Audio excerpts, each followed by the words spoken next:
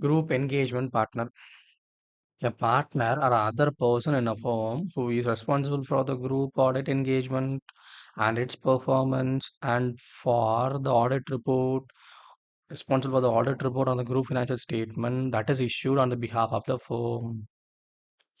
Engagement partner is a partner or some other person in the firm who is going to sign and is going to take responsibility for his sign and is going to see whether the audit is done as per regulations and performance of the auditor, perform how much is going, and his engagement towards the audit. Well, the joint auditor conducts a group audit. A joint auditor conduct a group audit. Joint audit partners and the engagement teams collectively constitute a group engagement partner and group engagement team. Joint auditors and where a joint auditors conduct a group audit, two three auditors join come together and conduct an audit of the audit. The joint auditors partner and the engagement team collectively constitute the group engagement partner.